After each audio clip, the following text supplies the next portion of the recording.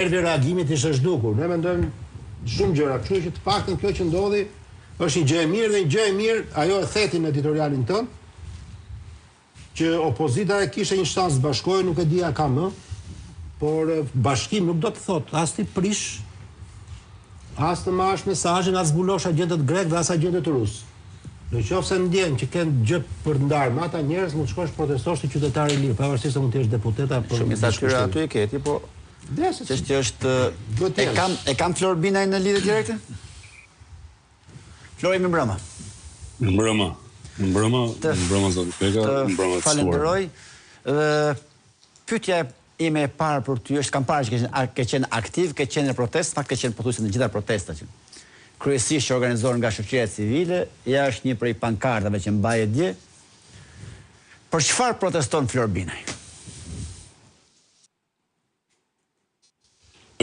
Ato politika të cilat 13-14 vjet të kësaj qeverie nuk kanë funksionuar dhe kjo qeveri vazhdon të shesë si sukseset çdo dështim dhe të shesë si dështim çdo sukses. Dëgjoj?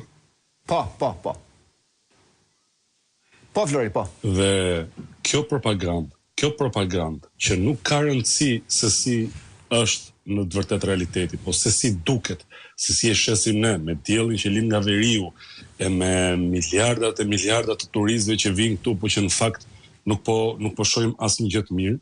Kjo ishte pika që derdhi kupën e shumë padrejtësive që janë bërë mos rinis. Arsyeja pse ka aq shumë të ri dhe të reja në shesh në këtë protestë është sepse shtresa më e papërkrahur, më e shpërfillur në këto 13 vite.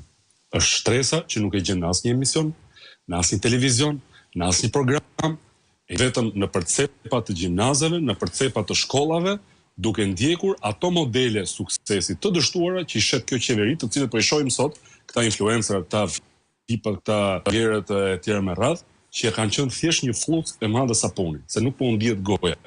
Prandaj ka shumë të ri. Dhe e bukur e kësaj proteste, që unë jam shumë krenar që jam pjesë e saj, është që këta patronazhistët nuk e sfidojnë dot, sepse nuk e kanë atë aftësi krijuese që ka ky brezi i ri, me këto memet, me këto posterat, sepse ata ndjen pa përfaqësuar. Kjo është arsye kryesore. Janë 13-14 vite politika të gabuara, një kaos i madh i ndërtuar nga kjo qeveri dhe ky kryeministër që thot pse mërziteni ju nga kaosi që kam krijuar unë. Pse protestoni ju për këtë kaosin që kam. Kjo është thelbi më pak fjali i protestës. Gjithsesi, piknisja e protestës ishte ndërtimi i resortit nga familja Trump, dy vëllezërit nga Katari në Zvërnec. Duke qenë se kjo është piknisja, pyetja është konkrete. Ju jeni për këtë zhvillim apo jo? Unë jam për zhvillimin, po jo në zonë. Këtë po thonë gjithë ekologjistët, këtë po thonë gjithë ambientalistët. Zhvillimi pa zonë, por jo në një zonë delikate të mbrojtur, e cila, për gjithë ata që nuk e din, është unike në Europë. Ai lloj ekosistemi që është në nart, dhe fati i madh që ne kemi na ka ngel neve nga